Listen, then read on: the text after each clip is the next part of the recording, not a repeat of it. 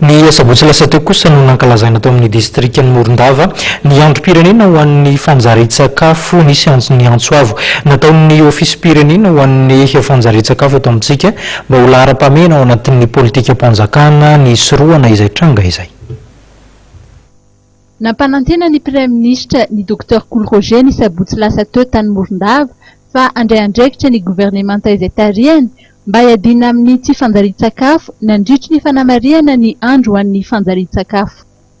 Zaza malagasy roa tapitrisa latsaky ny 5 taona no tratran'ny tsy fanjarian-tsakafo mitarasiko na ny malnutrition chronique eto amintsika. Zava-dehibe ny fanentanana ny vehivavy mikasika ny arivo andro voalohany ny fivoaran'ny zaza izay loha hevitry ny fankalazana raha teo. Ny intervention taosika amin'ny arivo andro hiadina amin'ny tsy fanjarian-sakafo dia ataoko hoe zava-dehibe indrindra izy io satria ao araky ny voalaza telo miforona ny cellule rehetrarehetra ho an'ilay zaza ka io zavatra zany dia hoe miatomboka ary amin'ny ataontsika hoe vao mitsaika zany le abevokan'le reny dia fa atomboka any zany izy zany hoe karakaraina zany le reny bevoka na amin'ny sakafony na amin'ny hoe tsy maintsy makaigny amin'ny hôpital mba hisafo izy 3 fois na 4 fois manao CPN manao vaccine izy le antitétanique ny vaccine rehetrarehetra. Ny objectif amizay na ny tanjona amizay zany dia mba eo-piterahana zany dia mahazo zaza izy mihoatra ny roa kilo 500 zay zany ny any ka évitena amizay koa zany ny objectif moa dia ny évitena azy koa dia ny hoe mba tsy hisy ny prématuré dia tsy hisy ny sagnatrin zany maty eo-piterahana zay rehetrarehetra zay zany hoe karakarana le reny bevoka mba hialana amizay ana satria faholiana ho an'ireny mitondra voka 7 volana tsy nahazo avy eo dia faholiana ho an'ireny zany zavatra zany dia zay zany karakarana azy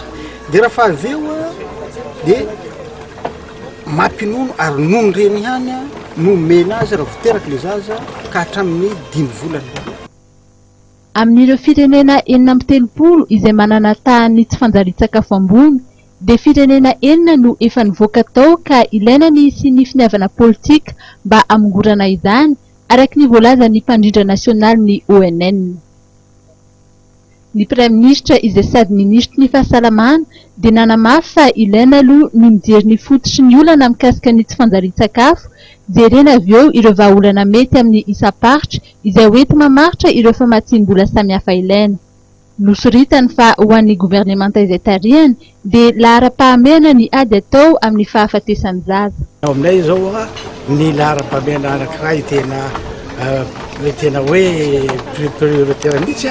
dia ny ady amin'ny fahafatesan'ny reny sy ny zaza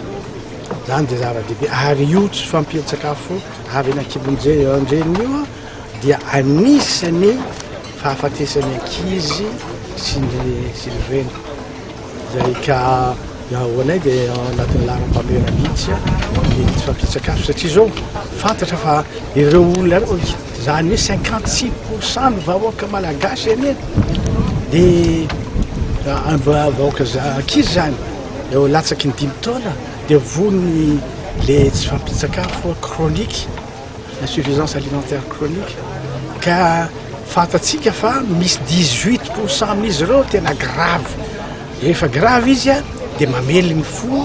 mamely ny